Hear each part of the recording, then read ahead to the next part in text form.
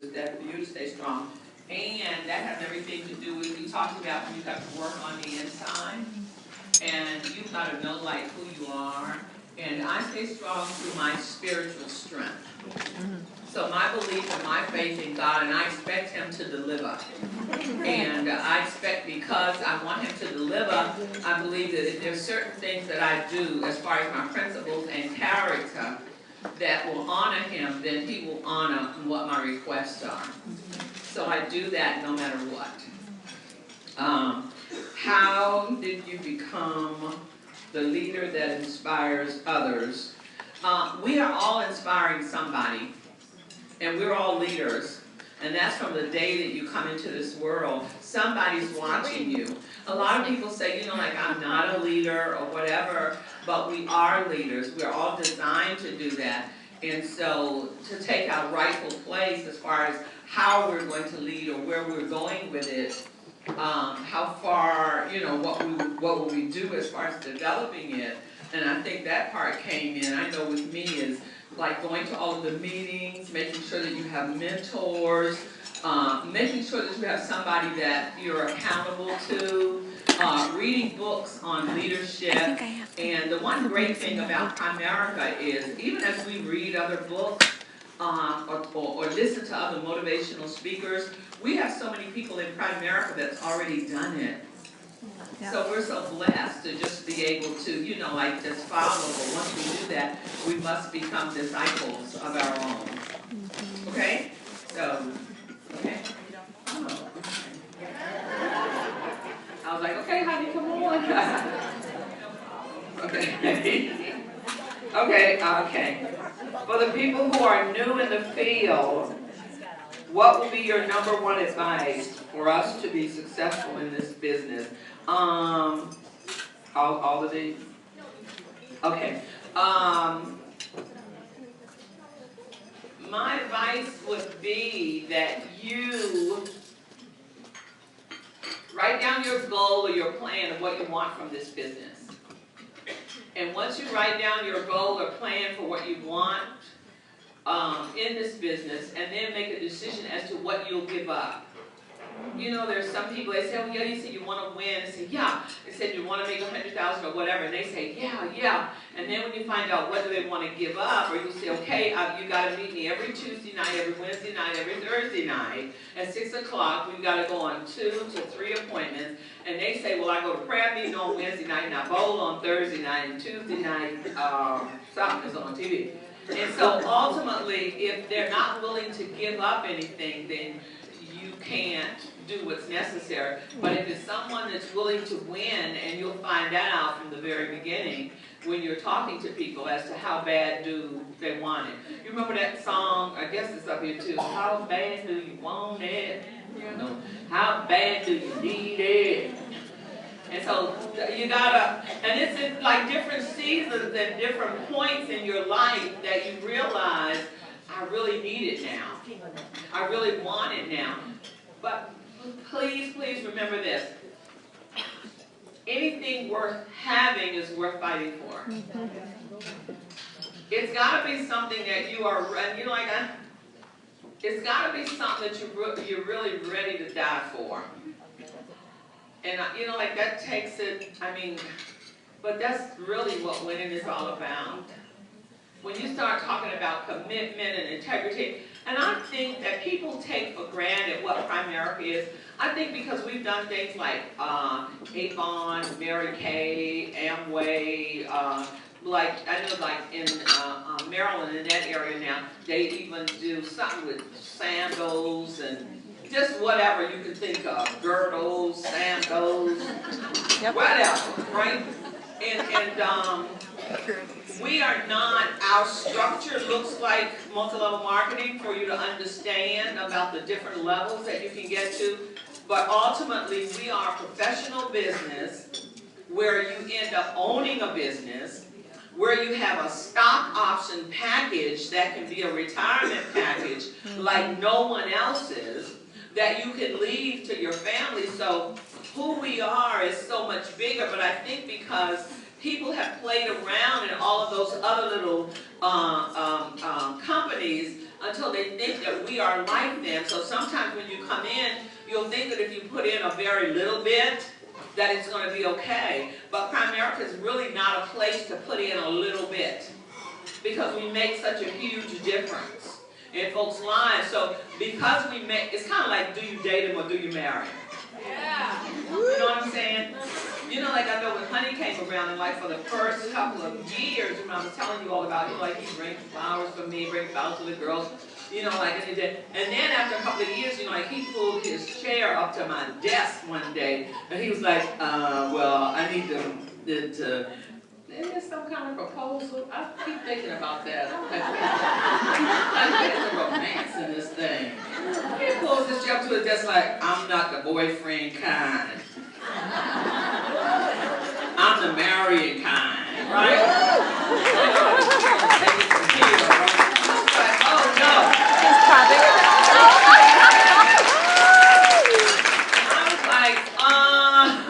Because I told you, I was like, I'm not married to nobody else. That's out. You know, I mean, all this other stuff's really good, but this, that kind of commitment, and you know, like I don't even think I want to go back there.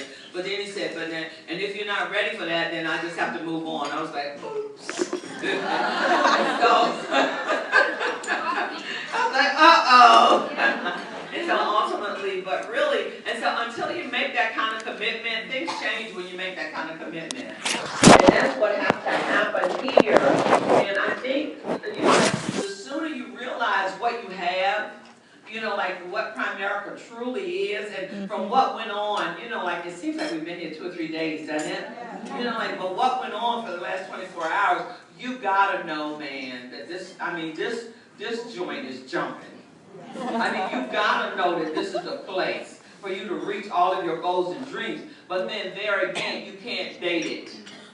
You've got to make a decision that if you're going to marry it, so you got to change some things and get some things out of the way so you can move it on to the next level. So if you're brand new, then what I say is that you got to make a commitment. You know, like if this is going to be it, and then you got to sell out and go for it.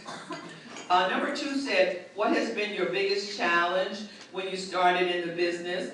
You know, like people who you thought were your friends, and you know, like they were like, I can remember, you know, like when we was 4 or 5 of us that we would always party together, go to the club every Thursday night, and I can remember that, you know, like when one of them was having a party or something, and I had asked the other one, like, what are you doing Saturday? She said, well, we're going over to Lorraine's to have a party. I said, what do you mean you're having a party? What do you mean you're having a party?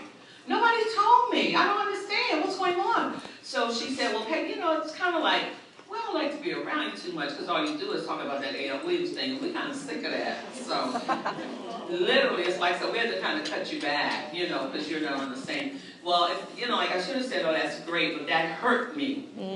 And so I think the greatest challenge was to realize everybody really doesn't want to go where you're going. And that when you make a decision that you're going to go in a certain direction, sometimes it'll feel like you're going alone.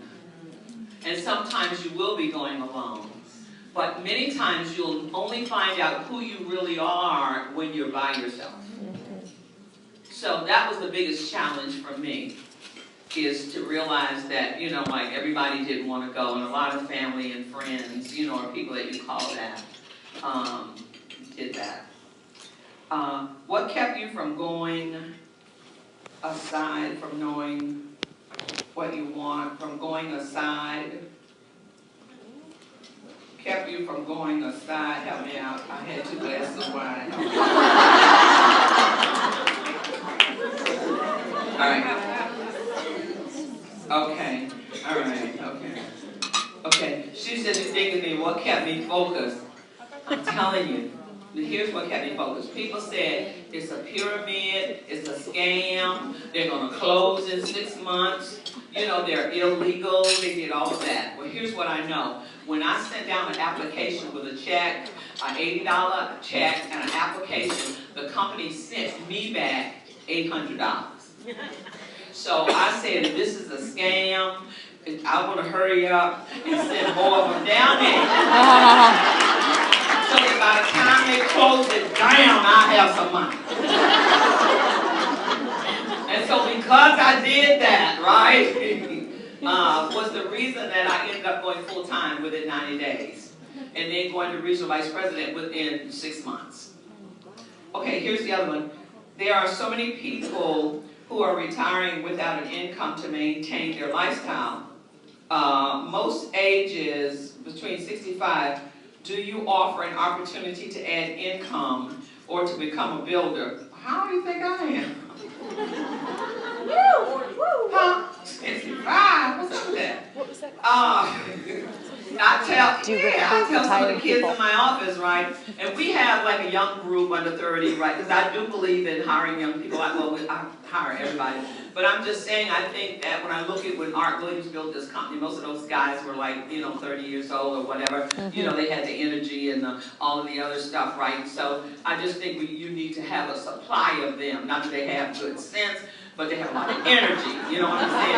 And so you need to have a supply of them. And with having that supply, like of them. And so these guys, because their music is different from our music, and they decided to have what was called Young Guns. That's what they call it, Young Guns or Young Lions, something like that.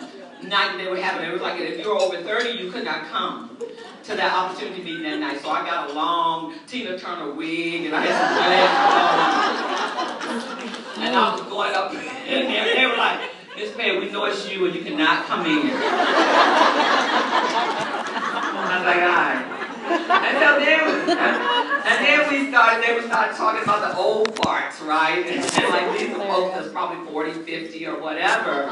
And I think the one that went to regional vice president first from when we had that group together is, Rick was 50 years old and his wife, right, was 49 years old. Now Marquita will be going to RVP right after them, but they still beat her, to go into RVP. And so, what was this question? I got 65-year-olds. So I think that we need, here's the deal. I think we need to offer the opportunity to everybody. I think people have to have a right to say, I want to do it or I don't. Here's the other thing that I believe. In building RVPs, I think you're going to have all kind of brokerages. And I don't think all of your brokerages are going to look alike. So I think that if you have some brokerages that you've got some 65, 70-year-olders, like that think big 30, like me, then, yeah. And then, I think that's great. Then I think if you've got some younger ones that want to run it, like a different kind of way or whatever. But I think you have to realize that you need all of those different types of brokerages in order to make this thing work. That's the beauty of this business. Okay? Okay. When do you send your recruits to PFSU? I'd like to recruit them today, get 3 people for them tomorrow, and put them in PFSU with their 3 people that weekend. Here, that one's up. When you recruit somebody, it does not mean you have a recruit unless you recruit someone for them. And so then you've got that fear of loss. So I like to have 3 people, and if I've got them and 3 others, I got a shot of 2 of them, 2 to 3 of them going to PFSU, and at least 1 of them completing and finish. In Maryland, they go Friday night, Saturday all day, Sunday all day, and then they're ready to go take the test. So ultimately, but I think it's very important. But the last thing I would do is recruit somebody and say, I'm going to put you right in, like PFSU, because first of all, how much does it cost to come in up here? And how much do you get paid on that? 0. Nada. Oh.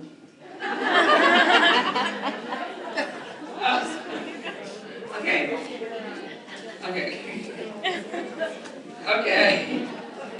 As you're building towards RVP as a mother, how do you juggle going wide, tap rooting, following up with back office? What was your top priority? I don't seem to have enough hours in the day. Hours in the day is not your problem. Money in the day is your problem. Probably the stuff that you're doing, a housekeeper and a nanny could take care of all of it. Yeah. And what happens is that when you go to work to make the money, I'm telling you, the kids, they really don't give a crap. If you tell them, like down there in Maryland, like they call it like Chuck E. Cheese. It's one of the places where they can go eat pizza. You know what I'm saying? Play all around or whatever. The kids don't miss you if they have something to do.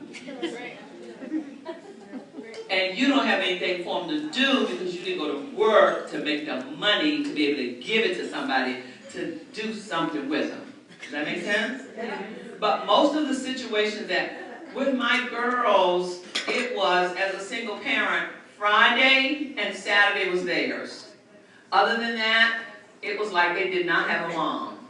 And they can tell you, if PTA meetings or whatever, somebody attended, but not necessarily mom attending. And I mentioned this to somebody earlier today when we were talking, like at the church, I sang on the choir, I did the usher board, I worked on Wednesday nights, I worked with the youth, I did something else at the old folks home with the kids on Saturday. And so ultimately, when I came into this business and I had to let all that stuff go, they were saying, that's a lot of work, you know what I'm saying? That was a good employee in that place. So they were saying, you have really given up God. I had not given up God, I had given up that position of work in that arena.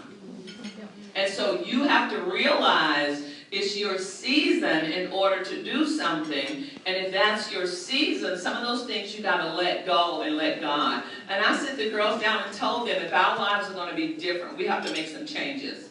So I'm not, because all before I was like cutting the grass, baking the cookies, you know, doing the homework. I didn't even understand what their homework was. And I was like, oh, what is this? What does this mean? This is not how we did it, right? But, you know, to get enough money so that there's a tutor so the kids can pass. But ultimately, what most of our situation is, we need more money. I hear people talking about, I'm taking care of my parents. You know, like I had to take my parents to the doctor. You know, like I had to bathe my mom. I really believe that parents would be so much better and feel better if somebody else professionally was taking care of them instead of their child. I know I wouldn't want my child having to wash my butt. I'm just, you know what I'm saying? But we do it. Here's what we got to realize. You can't continue to think poverty and move into wealth. Yeah. So at some point you have to say, if I was wealthy, what would I do in this situation? Or people who are wealthy, what do they do in that situation? And then you got to make a decision about what you're going to do to start moving in that arena. But most of the situations that we have, if you had more money coming in, all of it would change totally. Make sense? Yep. Makes sense. It'll make dollars.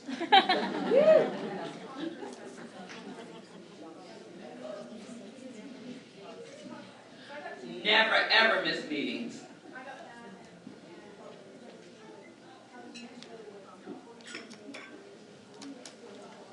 Okay, good question. She was saying, what about meetings? And then the other thing she said, how do you deal with working in a male-dominated office? And in the office that I came up in, that RVP, I was the only female there. And literally it was like they would talk about what they were going to do or what was going on, and then they say, and Peggy. And literally what that did was make me want to work even harder because I knew that they were thinking that I wouldn't be able to get it done. But the reason why you have to make every meeting, you don't know which one is going to be the one that will really turn your button on. We get turned on at different times. And so you've got to come. And remember we talked earlier about faith comes by hearing and hearing by the word. So the more you hear these words, it's kind of like we've been out in the drought, you know, like, and we got all of this mud. Like we're a beautiful china cup, but it's all full of mud and it's been baked in the sun. And that's what it is when we're around jobs and people who are not thriving in order to do something necessary with their lives. So we come in here and we say we really want to change. And so what happens in here is like we now can take this beautiful china cup with this hard mud in it that's like solid as a rock now, but we literally put it up under a faucet. And the faucet can't go but so hard because if not, it's going to be painful. in order to clean the cup out. So it starts to drip, drip, drip. And every time you go to a meeting, you're getting more of that hard clay softened up. And eventually, when it's softened up and as the water is flowing, all of the mud is going to come out. You're going to have pretty, beautiful, clear water and be able to appreciate what that China cup is all about and want to use it. So the only way that you can get that cleansing done from what has happened through our jobs, our whatever, is to stay in an environment where you're seeing hope. Primerica is what we sell is hope. We sell hope and opportunity. And so the lifestyle that we have, I remember Jenny Carter after going through cancer, and she had cancer and her daughter had cancer at the same time. And both of them went out to Arizona to the clinic in order to have the process where they literally, like drain the blood out, put all these vitamins, nutrients, and all this other stuff. And then, like transfuse you into all of that, and literally, and I think it was running her something like, I don't know, $20,000, $30,000 a week to have that done for herself and then also for her daughter. But literally, Jenny became completely cured from her cancer. Her daughter ended up making a transition. Jenny, on a women's call, stated, Primerica is a place that saves your life. It changes your thinking. When you're talking about hope and an opportunity to do something, there's a different kind of adrenaline that runs through your veins. When you're talking about positive things and going to the next level. And she was saying, because her daughter, who worked in the school system, I think she was a principal, PhD in education in the school system, but she did not have the freedom to live and grow and have the faith that we have in Primerica because of what we do. And so it's critically important that you don't miss a meeting, because every time you come to a meeting, it's like putting some more gas in that car. You bought this beautiful Rolls Royce, but once you did your IBA, but if you don't put gas in it, because the gas runs out as you drive it, but if you don't continue to stock up, to stop at the station to get more gas in it, as pretty as it is, it can't take you anywhere. So what the meetings do for me, 29 years later, is still pump me up to another level. I've got like 3 pages of notes, and it identified like more people, as far as the goal about the 25 regional vice presidents by the end of next year that we'll have. And so it just, you sparked out more information for me in order to move closer to that goal. So if that's happening for me, then that's got to be happening for you too.